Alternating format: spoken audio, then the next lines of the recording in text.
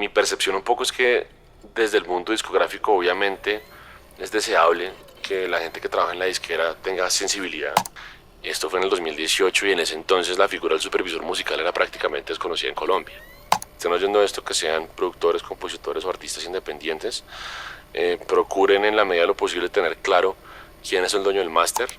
Hay varias entidades que un artista debería tener en el mapa y a las cuales debería afiliarse. Este es el podcast Resonante, un espacio en el que junto a nuestros invitados hablaremos de audio, música e industria. Sus anfitriones somos Miguel Mora y quien les habla, Oscar Pinilla. Bienvenidos. Damos inicio a un episodio más del podcast Resonante. Estoy acá con Miguel Mora y Luis Lizarralde, un músico, baterista, amigo de Miguel y bueno, próximamente amigo de todas las personas que están escuchando el podcast. Músico que ha tocado con Olaville, el baterista de Olaville y la Sonora Masuren, y también es abogado de profesión que trabaja por ahí en una disquera muy conocida. Entonces, Luis, muchas gracias por recibirnos y por aceptar la invitación del podcast. Sí, gracias, Luchito. No, hombre, ustedes, muchas gracias por la invitación. Luis, cuéntanos, porfa, cómo llegas a la música o cómo llegas a la parte de la música, especialmente pues en la batería. Pues desde muy chiquito me gustó mucho. La familia de mi papá, pues mi papá y todos sus hermanos tocaban guitarra, mi abuela tocaba tiple. Según me cuenta mi papá, como que tenían pues la costumbre de hacer tertulias y tocatas, y pues era mi abuelo cantando y mi abuela tocando tiple, y pues también tocaban mi papá y mis tíos a veces. Entonces pues ahí hubo como un interés de él, como de pues que empiece a aprender un instrumento, y pues igual a mí desde chiquito me gustaba mucho. Entonces empecé a los 7 años con clases de guitarra, y me pusieron de profe de guitarra a un personaje que era de un trío que contrataba a mi familia para amenizar fiestas. Pues obviamente el tipo me empezó a enseñar boleros, me empezó a enseñar, boleros. Y pues yo no quería tocar boleros, yo quería tocar rock a los 7 años. A los 7 años, pero pues igual me acuerdo todo. O sea, yo aprendí a tocar Perfidia, aprendí a tocar Oye, morenita, te vas a quedar muy sola porque noche. ¿Cuál es que es esa? Esa es... No me acuerdo cómo se llama esa, pero es linda. Se dijo el radio que abrieron el liceo. ¿Cómo es estudiante? Ya se va Escalona. Pero... No puede ser. Nos va a reconocer Chazán primero. Pero bueno, arranqué por ahí. Me acuerdo que tiempo después vine a dar con que mi papá tenía un amigo que era uno de los socios de lo que era Groove Music. No, ni idea qué es eso. ¿Groove no es el estudio de Harvey Marín? Exactamente. Claro. Ah, Groove, el estudio, ya. Sí. Pues yo no sé bien cómo era la vinculación del amigo de mi papá ahí, pero pues como que íbamos a Groove y pues el tipo se metía al control room y ponía música y todo el mundo lo trataba de Don Papo y tal. Entonces, cuando quedaba en la 60 en la 59 arriba de la séptima. Ajá. Papo Holguín, muy querido. Buen amigo de mi papá. Y pues fue, o sea, me paró muchas bolas en su momento, y pues yo iba mucho a Groove cuando allá Groove lo atendía. O sea, una de las personas que trabajaba allá era Juan Diego, el que fue cantante de Koji. Entonces pues yo a los 10, 11 años, viendo un tipo de 2 metros con una cresta así gigante, era como, wow, se abría un mundo. Pero bueno, por ir allá como que empezó una curiosidad como por, bueno, qué chimba ensayar, qué chimba como hacer banda, qué chimba otros instrumentos, y ahí como que me dio, vi a alguien tocando bajo y me pareció chévere, y me pareció más chévere que la guitarra, entonces me pasé al bajo. Y no le pegué tampoco, no fui bueno. No fui bueno, y además como que las uñas de las manos en ese entonces se me encarnaban mucho. Okay. Entonces espichar la cuerda me dolía un montón. Además que esas cuerdas del bajo siempre son así durísimas. todas, exacto, re gruesas. Sí. Entonces pues, pues por ahí tampoco fue. Y alguna vez, o sea, pero pues igual la curiosidad, el interés seguía. Y alguna vez en una clase de música en el colegio, la banda que tenía en ese entonces Mateo París, que es el cantante de Olaville, en el colegio, pues les hacía falta baterista, y dijeron, ¿cómo no? Pues ¿por qué no se sienta usted? Y me senté yo a tocar batería con ellos, y pues no he dejado de tocar batería desde entonces. Eso fue a los 12 años. Qué chimba. O sea que Olaville salió del colegio. Olaville Sí, salió del colegio. Todos son del mismo colegio. Sí, nosotros somos parceros del colegio los 4. Ahí empecé a tocar batería, ahí tuve unas cuantas clases particulares, alcancé a ver cursos libres en la Javeriana antes de graduarme. Y cuando ya era hora de graduarme, pues entró la presión familiar y social como de, bueno, y si a usted le gusta mucho la música, pero ¿qué va a hacer? O sea, ¿De qué va a comer? Exacto, exacto. Y pues ahí ganó la presión y terminé estudiando Derecho. Pero pues igual nunca dejé de tocar. Durante toda la universidad seguíamos tocando con Olavil. El primer disco de Olavil lo hicimos estando yo en la universidad todavía. Pues estando todos en la universidad, de hecho. Em, y pues ya cuando nos graduamos todos de la universidad, pues seguimos en paralelo nuestras vidas profesionales con la banda y sacándola adelante, digamos que en medio de compromisos varios pues de la adultez. Y pues eso sigue hasta ahorita. En este momento estoy un poco desvinculado de la dirección tanto de Olavir como de la Sonora, como en su momento lo estaba, y más concentrado pues en el trabajo, que pues yo pues terminé estudiando Derecho y entré a trabajar en la industria discográfica como abogado. ¿Y cómo era esa situación? Yo imagínate unos pelados, unas personas estudiando Derecho y que uno de estos abogados, aspirante de abogado, es baterista y dice, no, yo tengo una banda. Y que de verdad sea una banda que después pues es conocida y sale pues bueno, en radio y que la gente la conoce, porque yo me acuerdo que yo de Olavil, la primera vez que yo los escuché así como tan así fue como en el 2016, 2015. Nada rato. Ya estaba en el voz a voz bueno, De las personas. yo soy profe, entonces yo tengo pelados de cuarto semestre, o sea, uno en cuarto semestre, ¿cuántos años tiene? Por ahí 19 años, El cuarto tiene 20 años. 19, Por ahí. 20, 20, 19 sí. años. Sí. Entonces estaba en las voces de los chinos. Ok. Entonces ellos eran los que decían, no, que esta banda es una chimba, que Olavil, que Olavil. Entonces desde ahí empieza como a aparecer en el radar. Pero estos amigos tuyos que, como dirían, este man con esa vaina de la música no va a seguir, porque ya es un doctor. Pues no, pero fíjate que siempre tanto los amigos de la carrera como los amigos del colegio y en general pues como que el círculo cercano, social y familiar de alguna manera siempre celebró mucho como esa doble vida entre comillas. Ajá. Como que chimba las bandas, que chimba que además trabaje. Es un reto duro como organizar el tiempo Sí. y hay que ser, creo que muy organizado y muy claro como con todas las personas, tanto como con la gente en el trabajo como con la gente en la banda para poder hacerlo al tiempo. No es fácil, no es fácil.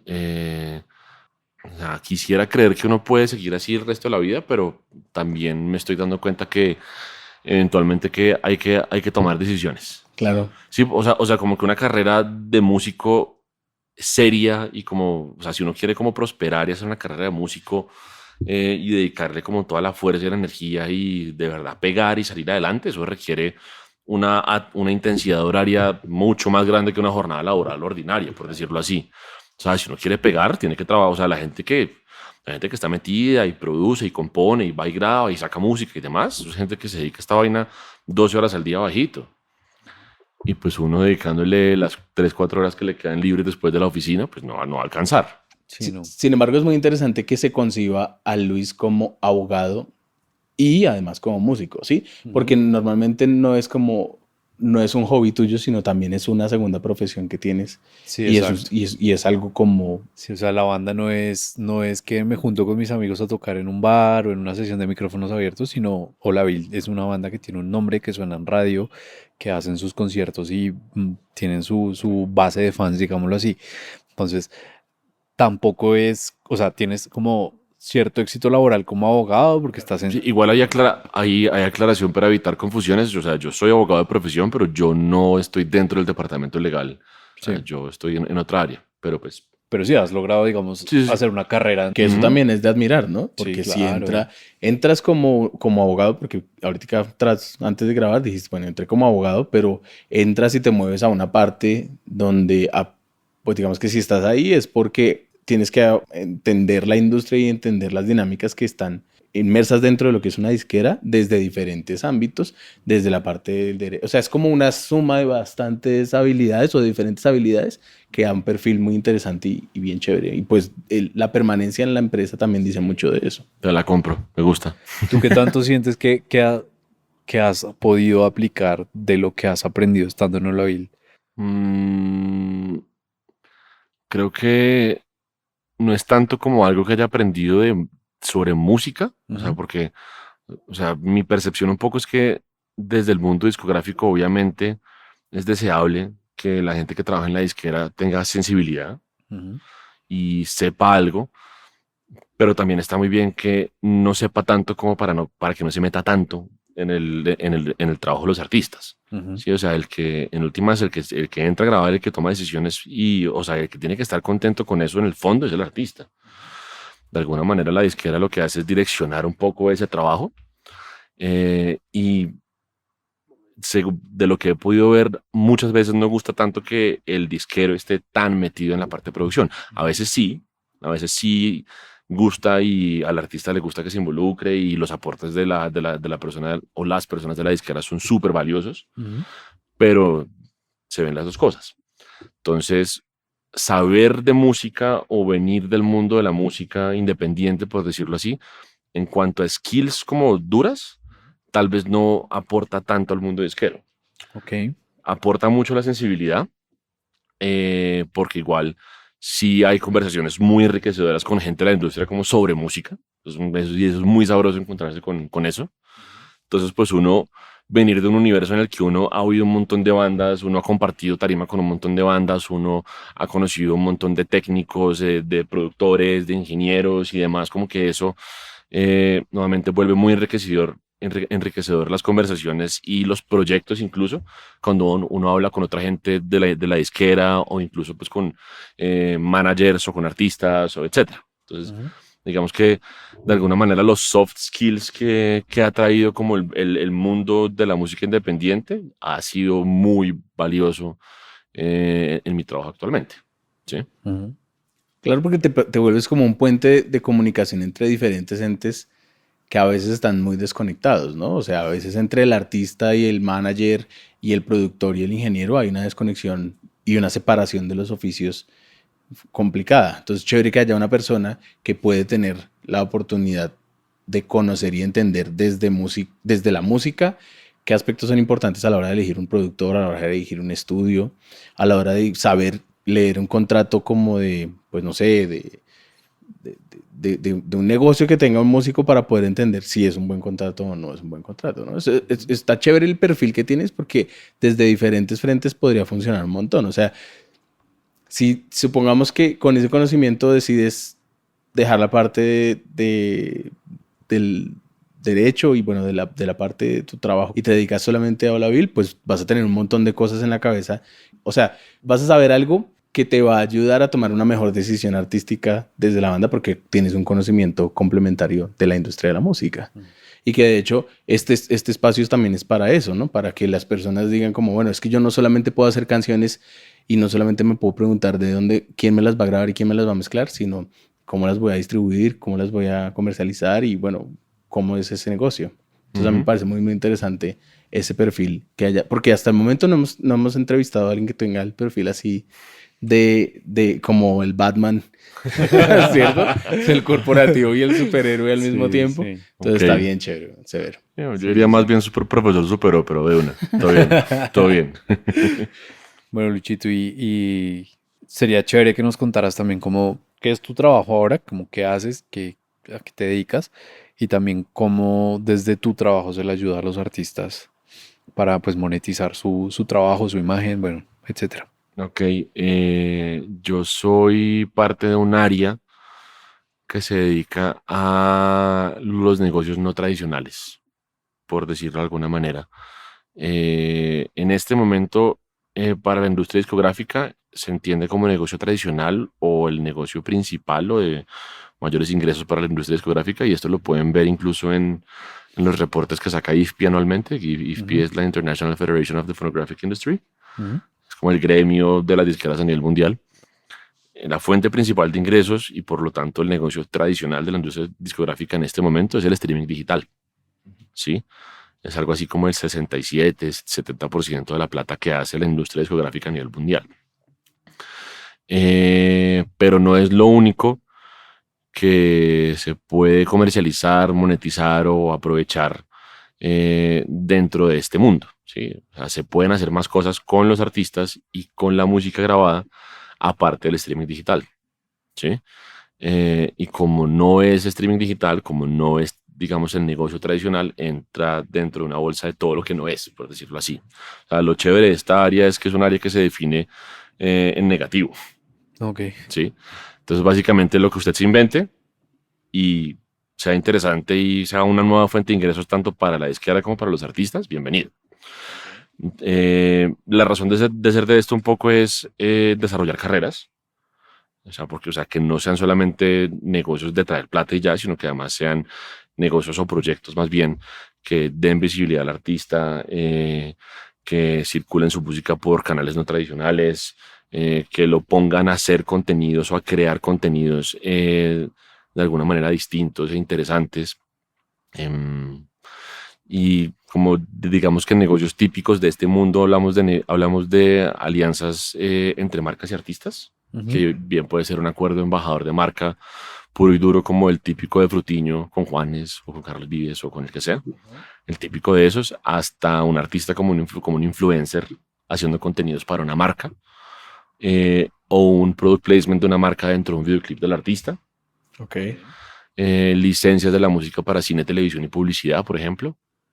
O sea que, y perdón, te interrumpo ahí. O sea que, porque es que nosotros también a veces hacemos pues audiovisual, ¿no? Y a veces llega un proyecto y dice, queremos hacer un largometraje así y necesitamos los derechos de licencia de esta canción. Ujú.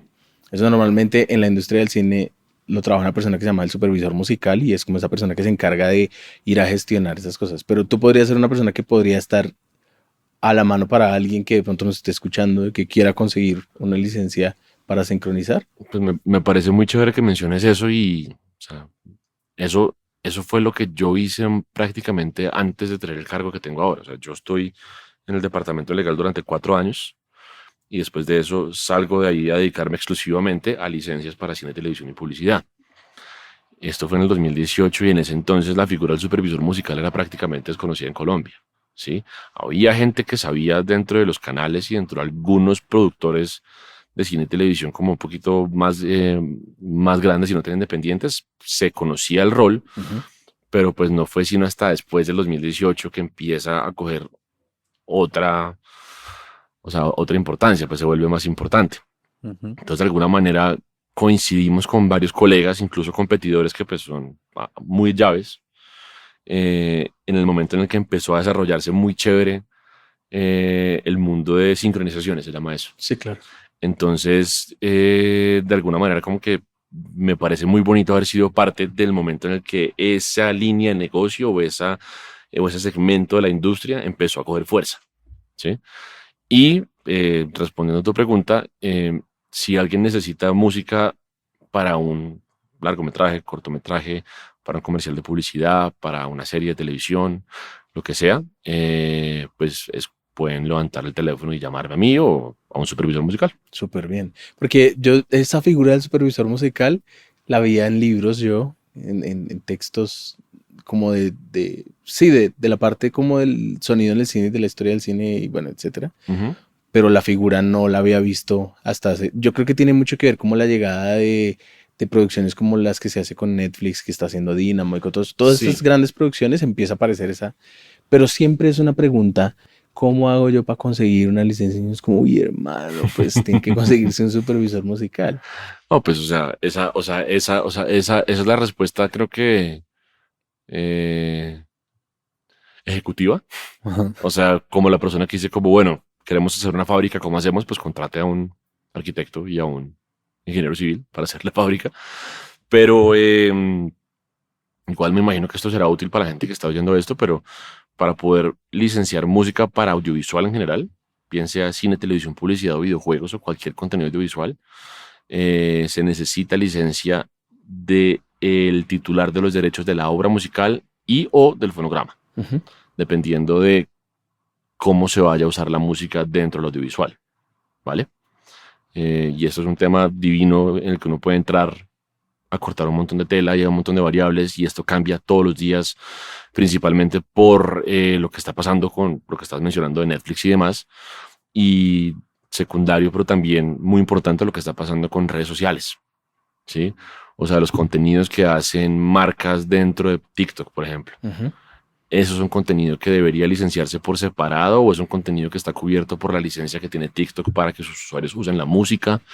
O sea, son discusiones chéveres. Pero es diferente, claro, porque es diferente que una persona haga un baile con una canción a que una marca utilice la canción para vender un producto. La Exactamente. explotación de la obra es diferente Exactamente. y está cubierta bajo la misma licencia, ¿no? Me No. imagino. El punto es que no, lo que pasa es que las plataformas no, perdón, pues TikTok, Instagram y pues demás redes sociales, eh, pues no, en este momento no llegan a identificar ese tipo de usos que están como en esa zona gris, Claro. ¿sí? Entonces le toca al titular de los derechos perseguir esos usos infractores, por decirlo de alguna manera. Igual eso es O muy sea, interesante. bueno, Dime. pregunta, eso, o sea, ¿hay alguien sentado mirando quién está usando las obras que ustedes tienen las licencias para reportar? Porque, o sea, a mí sí me ha pasado de que se sube un contenido y te lo bajan de una porque el dueño reportó que no tienes los derechos o algo así. Entonces, Sí, la respuesta es sí. o sea, si hay alguien ahí pendiente o es una máquina o... Pues hay unos que las redes identifican Ujú. y le avisan a uno, pero hay otros que no identifican y que si llega uno por el canal que sea, pues hay que levantar la mano y decir como eso que usted está haciendo, pues necesita permisos y usted no los tiene. Sí, a mí me ha pasado un montón de veces, sobre todo por una clase que yo tengo en la Agustiniana, en la Universidad Agustiniana, que es de radio, comunicación social. Ujú. Entonces yo utilizo mi perfil de Facebook para hacer unos streams pequeños de ejercicios. Ujú. Entonces vas a hacer una programación, vas a hacer una introducción, así, así, así. Pero entonces el muchacho, o el estudiante, pues, y soné ahí re viejito diciendo el muchacho, el estudiante quiere poner la música que le gusta. Sí, yo me acuerdo en el 2018 cuando di esa clase que ponía todo el tiempo la de Tú me encanta más que el chocolate. Ujú. Todo el tiempo sonaba todos los pelados porque pues es la canción que está de moda.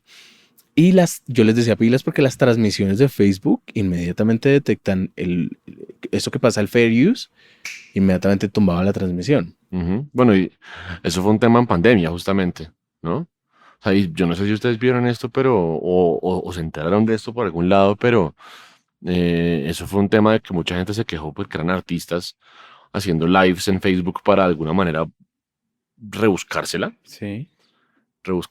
o en Facebook o en alguna otra plataforma, y se encontraban con que tenían que pagar una plata por usar su música en el live que estaban haciendo. Ok. Entonces, pues ahí hubo una tormenta mediática en contra de Saiko en su momento. O sea, Ujú. eso fue. Pero sí, eso, o sea, es un tema muy divertido. Eso le Sí, pasó a un me amigo acuerdo. que hizo el lanzamiento de su video en YouTube, súper con campaña de expectativa, ¿cierto? Y lanza el video, ya está en mi video en YouTube, y se lo quitaron porque, oye, tú no posees esa música, pero soy yo. Entonces, claro, esa situación del algoritmo que por proteger, pero pues no se puede dedicar a mirar quién es la persona que está subiendo y bueno, eso. Pero me imagino que eso ya lo solucionaron. Eso en este sí, está solucionado y en efecto, pues no se puede. O sea, no puedes hacerlo, tienes que... Salvo que demuestres que tienes licencia para hacerlo.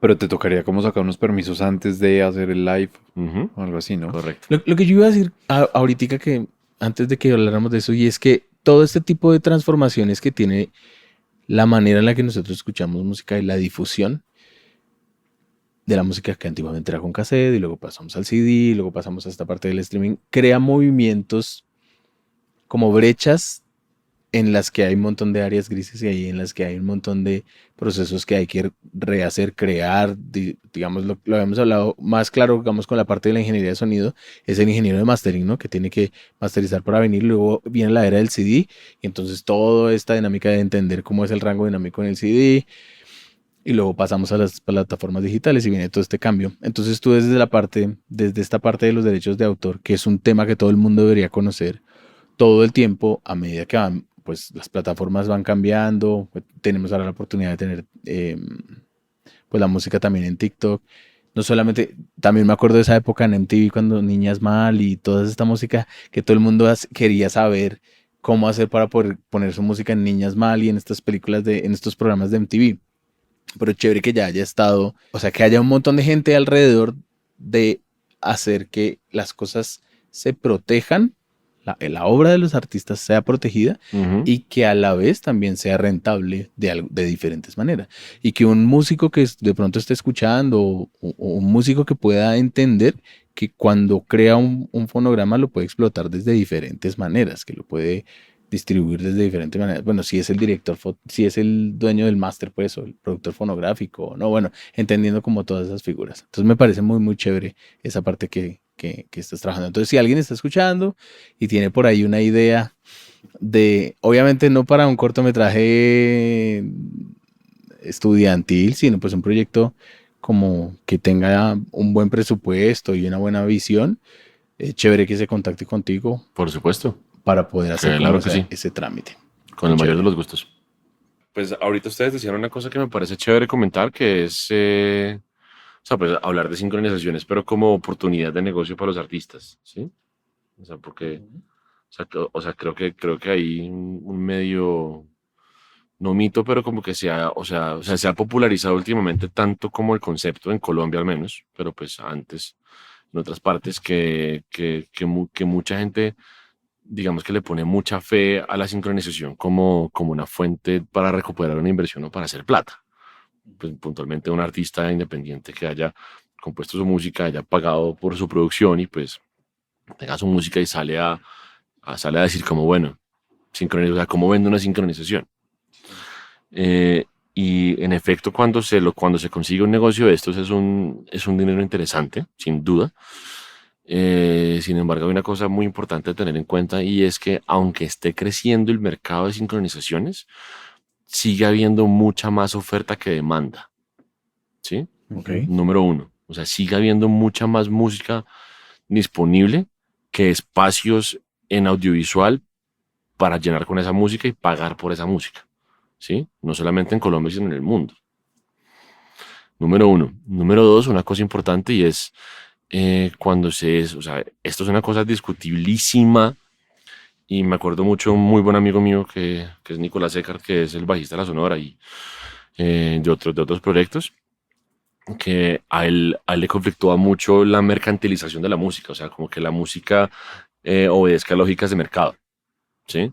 Porque pues eh, él tiene sus argumentos para creer que no debería ser así, pero el tema es que mientras sea así, nos vamos a encontrar con situaciones como que eh, yo tengo una música, o sea, yo soy un artista independiente arrancando, ¿sí? Tengo una canción que puede estar una chimba, ¿sí? Productor de música electrónica, por decirles cualquier cosa. Y yo le ofrezco a un estudio de televisión, o un estudio de cine o una agencia de publicidad mi música. Le digo, le vale tanto. Pero como soy un artista desconocido, puede que la producción esté genial y puede que la canción esté genial, pero como soy un artista desconocido, para el público en general, mi música va a tener el mismo valor, o incluso no para el público en general, para mi cliente en sincronizaciones, Ujú. que es el estudio de televisión o la agencia de publicidad, mi música va a tener el mismo valor que música de una biblioteca de stock, por ejemplo. Claro. ¿Sí? Entonces, realmente, ¿cómo puedo hacer yo para convencerlo de que use mi música? Y ahí es que entra el contraargumento, que probablemente no he oído mucho, y es, no le pago nada o le pago 3 pesos, pero le doy exhibición. Es como, no, pues su canción va a estar en un comercial de X marca, o su canción va a estar en X novela, o en X serie, o en X película, ¿sí? Y eso pues es una discusión horrible porque obviamente uno, hablando con gente de la industria de la música, es cómo se le ocurre si la música tiene un valor y acá hay un montón de gente que trabajó en esto y le invirtió tiempo y dinero. Y del otro lado pues están los audiovisuales que también es entendible y es una discusión divina, me parece, pues divina como en el sentido conceptual, o sea, en la práctica es complicado. Pero del lado audiovisual pues dicen nuevamente como no, pues, o sea, los presupuestos que tengo y lo que me aporta esa música realmente, pues prefiero gastarme ese dinero en contratar a personas que hacen música por encargo o en pagar una licencia abierta a una biblioteca de música de stock. ¿Sí? Claro, y es que el problema de concebir una música, hay un autor que habla de una banda que se llama música necesaria, se llama Conrado Salabardir, y él habla sobre que cuando una canción es necesaria para el argumento de la historia, llámese que tu personaje principal es un rockero bogotano que le gustaba escuchar Bohemian Rhapsody y sobre eso está construido el argumento, pues desde el guión y desde la necesidad de la historia, esa música es necesaria y tiene que entrar a la producción porque hace parte de la caracterización del personaje, porque hace parte de la historia. Pero si no es así, pues cualquier música podría ser, o sea, cualquier música podría usarse. ¿Sí? El caso que habíamos hablado ahorita de Niñas Mal hacía parte como de ese momento, aunque eso ya es hace mucho tiempo, pero hacía parte de ese momento del rock latinoamericano y de ese rock 2010, 2008, 2010, rock bogotano, que se, que bogotano no, y bogotano y argentino y mexicano, ¿no? O sea, en esa época toda esta música pues se llevaba porque hacía parte de un estilo y de una identidad que querían promover estas series de ese momento. Yo creo que la diferencia o la manera de crear todas estas redes de trabajo es integrar, y eso está sucediendo, que la producción audiovisual colombiana está en crecimiento y esa misma producción es consciente de la producción de música y se empiezan a gestar y a desarrollar proyectos ahí.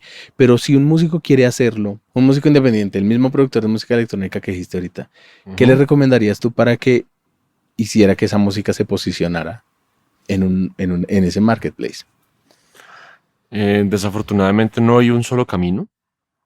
Hay muchas maneras. Algunos de los grandes pepazos o grandes casos de éxito de este mundo pasan por azar o no porque el artista haya hecho una estrategia de comercialización impecable, sino simplemente porque la persona correcta del otro lado de la cadena lo escuchó y le gustó, ¿sí? Por X o Y razón.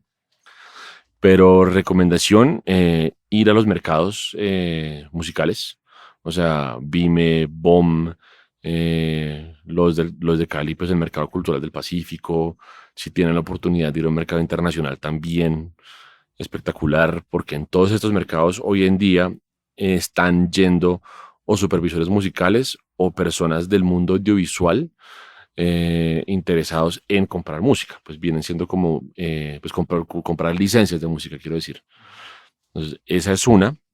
Lean sobre el tema, conozcan supervisores, o sea, como investiguen quiénes son supervisores musicales, traten de llegar a ellos, o sea, cuando se vean una serie, una película que les guste, sea nacional o internacional, pues mirar los créditos, saber quién es el supervisor musical, eh, tratar de llegar a ellos de alguna manera, contactarlos y pues termina volviéndose como una gestión comercial como cualquier otra, que es eh, o sea, que tener la información ordenada, tener el producto claro y saber qué puertas tocar. Esa es una.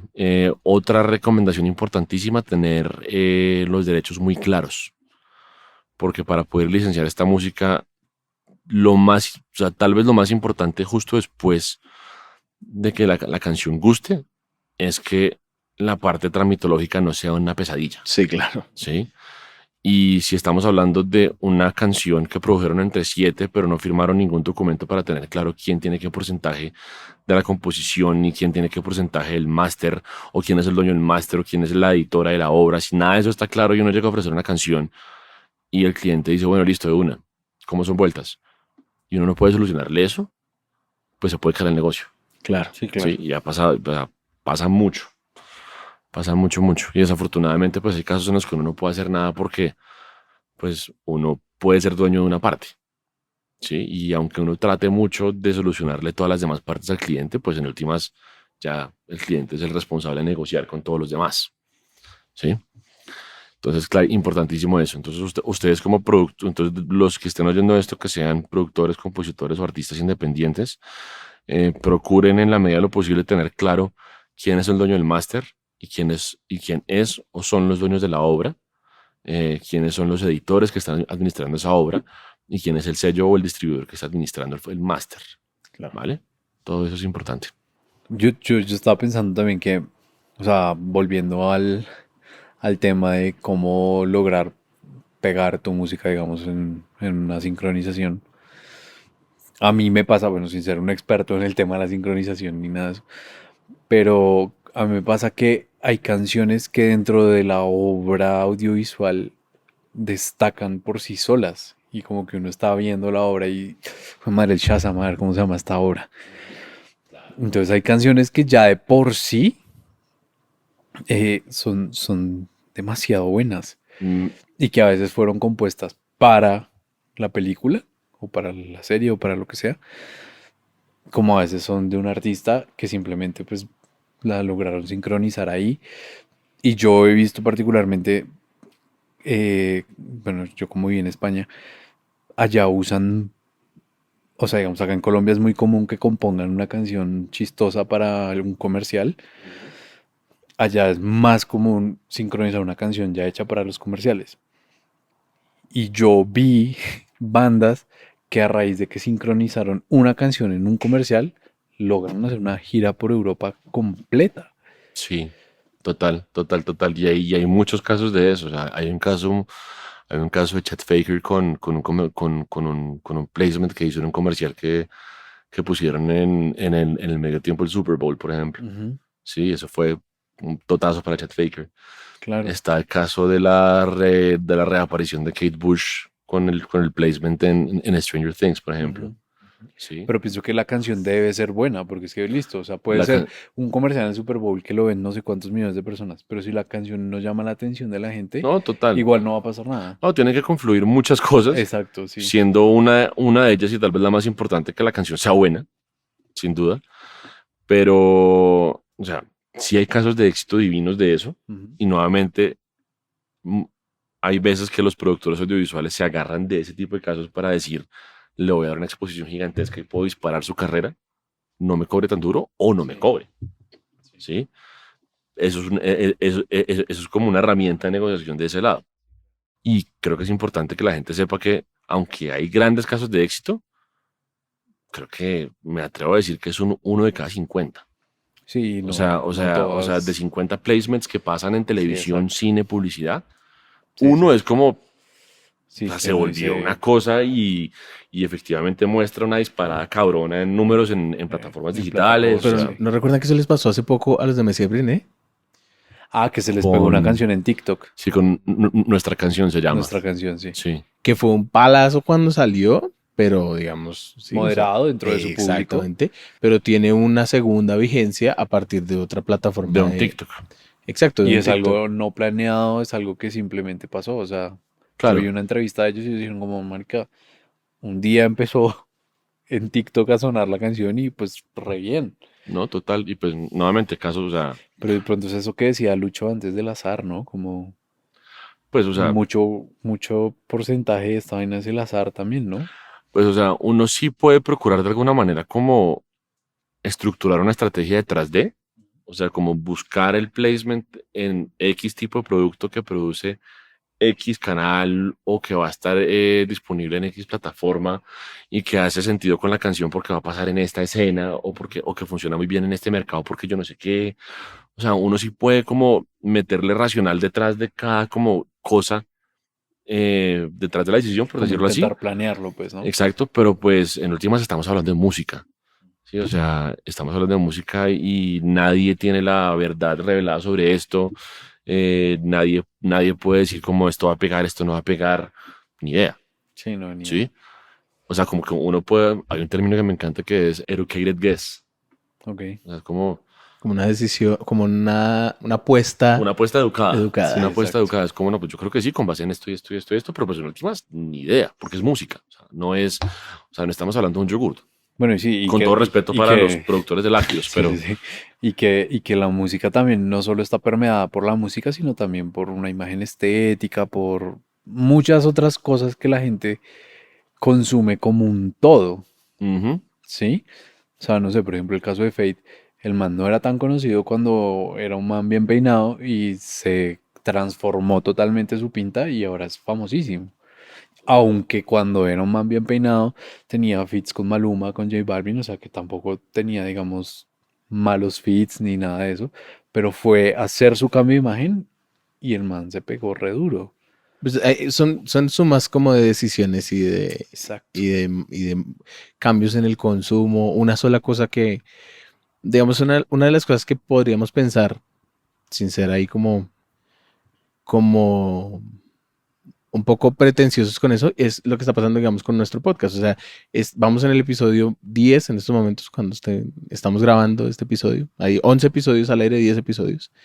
Y las escuchas, pues son normales, ¿no? O sea, nos escuchan las personas que nos conocen y ya. pero la idea de seguir haciendo el podcast es que de pronto en algún momento, a partir de un episodio específico o de una constancia específica, se produzca una reacción que permita que se posicione el proyecto y que más personas lo puedan escuchar y bueno, etcétera, las ventajas que tenga con eso. Entonces, claro, si un artista mantiene un volumen, lo que tú estabas diciendo Una hace un rato, constancia. una constancia y un volumen, pues eventualmente tiene tiene más posibilidades de pegar, pues porque está intentándolo más veces.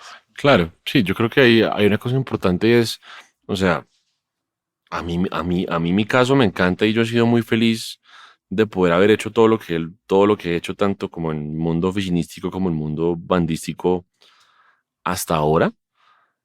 Pero sí creo que si alguien quiere vivir de ser artista netamente, bien sea sacando música, bien sea produciendo música para cine y televisión, bien sea siendo parte del equipo de management de un artista, lo que sea, ¿sí?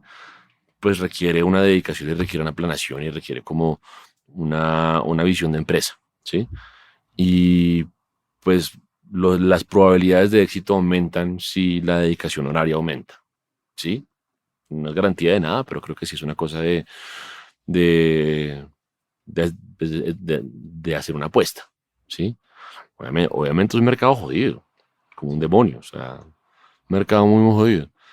Pero si la apuesta es esa, pues hay que dedicarle la atención y el tiempo Exacto. que merece, ¿sí? Sí, y es tomar una decisión de vida también, ¿no? Como Exacto. la vida es un hobby, o sea, la música es un hobby o, o es algo que yo quiero en serio para mi vida, ¿sí? Ujú, Entonces es... Y cuando decides tomarla en serio, lo que dice Lucho es muy cierto, no es un trabajo de 8 horas, papá. ujú, Lo Son que, muchísimas horas, porque es que si eres el artista, no solo es hacer la música, grabarla, estar supervisando la mezcla, estar supervisando el máster, estar supervisando el diseño de la portada, estar supervisando, no sé, el vestuario, que la sesión de fotos, que la entrevista, que, man, es un montón de trabajo que ujú. se viene encima y que lamentablemente, comillas, pues la cara del proyecto eres tú. O sea, tú puedes tener un equipo que te ayude con unas cosas, pero la cara sigue siendo tú y el que tiene que estar en todas eres tú. Ujú. Entonces es un trabajo muy, muy, muy pesado. Sí, y yo, o sea, yo a eso le sumaría un tema, o sea, es pesado y las probabilidades de éxito son pocas, o sea, nuevamente Ujú. hay que ver como, Sí, hay que ser o realistas. sea, hay que ver de cuántos artistas que están lanzando música, están pegando y haciendo números realmente interesantes en plataformas digitales. Y pues no solamente en eso, sino como vendiendo shows y girando, estando en medios, etcétera. Em, entonces, pues digamos que obviamente va a ser difícil uno hacer la apuesta y decir como, pucha, ¿de qué voy a vivir? Mm. Entonces también de alguna manera lo jodido del mercado lo obliga a uno a tener un side job, sí, sí, sí. Sí. ¿sí? O sea, un side hustle o lo que sea. Pero, o sea, y pues, nuevamente, hablando desde mi experiencia personal, mantener los dos tanto como, o sea, hasta donde sea posible y pues no es fallecer en el intento ni en el sueño porque es que es una belleza. Ujú. Pero pues siendo conscientes de en la medida que el side job se empieza a volver parte importante en sus vidas, pues le va a quitar como tiempo al otro, Exacto. ¿no? Sí, que la vida a medida que uno va creciendo se va volviendo más en serio, ¿no? Exacto. Entonces ya uno no vive con los papás, entonces que hay que pagar las cuentas. Y Exactamente. bueno, y entonces sí me da, sí sigo con el side job y metiéndole a la música o me tengo que dedicar más tiempo a lo que era el side job y la música menos tiempo. Es lo que habíamos hablado en ¿Mm? algún episodio sobre las esposas doradas, ¿no? O sea, Exacto. estar con unas esposas de oro, pero pues esposado o encadenado a ese day job, yo le digo siempre así, el day Ujú, job, o sea, estar ahí, pero pues porque no está bien, pero mientras tanto con la mano que uno tiene libre, seguir haciendo lo de uno. Yo quiero ujú. preguntar, cambiar un poquito aquí y tiene que ver con las sociedades de gestión colectiva, ¿sí? ¿Así es que se llaman? Pues Saico. ¿Cómo, digamos que le recomiendas o cómo eso tiene que ver un poco con la parte que dices tú del licenciamiento y de la Sí, administración de la exacto, que nos música? des Sí, como un poquito de claridad qué papel juega ya, Psycho, qué papel juega la editorial, cómo se hace. ya. En sincronía, o sea, hay varias entidades que un artista debería tener en el mapa y a las cuales debería afiliarse o tener en el radar afiliarse en algún momento de su vida. Eh, una de ellas o unas de ellas son las sociedades de gestión, por un lado de autores y por otro lado de artistas y productores fonográficos. De autores en Colombia existe Saico. Eh, no es, por ser colombianos, no están obligados a afiliarse con Saico. O sea, tienen la posibilidad de afiliarse con una sociedad de gestión de autores extranjera. Sin embargo, eso tiene unas implicaciones como diciéndolo prácticamente, entre cuántas manos se reparte la plata. Claro. Sí, o sea, si, Intermediarios. exacto. Entonces, un ejemplo puntual. Si ustedes son autores colombianos que suenan en Colombia, pero están afiliados a ASCAP o BMI, por decir cualquier cosa, eh, quien va a recaudar la plata de sus sonadas en Colombia va a ser Saico. Y Saico no les va a reportar a ustedes directamente, sino que les va a reportar a quien los representa ante Saico, que es BMI o ASCAP. Entonces, por hacer esa gestión de cobrar acá en Colombia, Saico se queda con una plata. Por pasarle ese dinero a la entidad legal en el extranjero, hay una plata que se queda en retenciones. BMI o ASCAP, sea cual sea, se queda con una parte del dinero por hacer la gestión de monitorear y recaudar la plata, y después vuelve y les paga a ustedes, a su persona jurídica o a ustedes como persona natural en Colombia. Pues ahí se queda otra plata en retenciones por transferencias al extranjero y pues llega todo mermado. Sí, Da una claro. vuelta. Sí, da una vuelta que pues también depende, hay muchas variables a tener en cuenta en esta decisión, eh, creo yo. Entonces no es algo para tomar a la ligera y tampoco es para decir que Saico es una chanda o que BMI es una chanda o que es mejor tal. O sea, como que es un tipo de gestión que está, o sea, son entidades que están luchando constantemente, no solamente en Colombia, sino en el mundo, por modernizarse, y es un esfuerzo demasiado complicado. Y pues hay que, digamos que obviamente juzgarlas por los errores que cometen, pero también tener en cuenta que es una gestión muy jodida. ¿Sí? Entonces, bueno, por un lado, sociedad de gestión de autores. Una pregunta ahí antes de que cierres eso. ¿Alguien puede estar en Saico en Colombia y en BMI en Estados Unidos? No, Solo puedes estar en una. salvo que ustedes sean Bad Bunny. No estoy diciendo que Bad Bunny Ya. lo tenga separado, pero pues si ustedes son autores de canciones tan pegadas Que suenan en y, todo el mundo. y tienen un poder de negociación tan grande de poder decir, como yo a usted le entrego solamente ese territorio, pues también está en el interés de la sociedad de gestión de decir, como miércoles, pues yo prefiero tener solamente este territorio, este man, a tener el mundo. Ya. Pero pues es una cosa ya de casos excepcionales. O sea, lo que dicen como los reglamentos de Saico, por ejemplo, es que no se permite la doble afiliación. Y en general no se permite la doble afiliación. Ok. ¿Sí? Entonces, para autores, Saico, BMI, ASCAP, etcétera. Sociedad de gestión de autores. Autor es él o los que componen la canción, letra y melodía, ¿vale? Hoy en día también se le reconoce calidad de autor a productores o beatmakers, que es, me parece que una respuesta a los tiempos modernos, Claro. ¿sí? Pero pues en últimas estamos hablando de quiénes son los que crean la obra musical. Bueno, eso en cuanto a autores. Como artista, o sea, como artistas e intérpretes, Ujú. afiliarse a una sociedad de gestión de artistas, ¿sí? En Colombia está Asimpro, ¿sí? Asimpro solamente les va a recaudar por las sonadas de las grabaciones en las que ustedes hayan interpretado en Colombia. Ujú. Si quieren que se les recaude por las sonadas de las grabaciones en las que ustedes interpretaron en el resto del mundo, hay que afiliarse a otras sociedades fuera de Colombia. La más recomendable es Sound Exchange. Sound Exchange es basada en Estados Unidos y recauda por sonadas en radio digital solamente, en radio terrestre no. Lo mismo para productores fonográficos. El productor fonográfico es el que invierte el dinero en la producción de una grabación de audio, ¿sí? Entonces, por lo tanto, es el dueño Del máster. del máster, exactamente. Entonces ahí ya vamos, digamos que tres calidades. Como autor a Saico o sus homólogas en demás países, como artista en Asimpro o sus homólogas, como productor fonográfico en Asimpro o sus homólogas. Estas dos sociedades que hemos hablado, que son Saico de Asimpro o sus homólogas, sirven para recaudar la comunicación al público. Que esto es sonadas de la música en radio, sonadas de la música en televisión, sonadas de la música en establecimientos abiertos al público, que es diferente a la sincronización, ¿sí? O sea, una cosa es que Saico recauda por las veces que suena mi música en televisión, Ujú.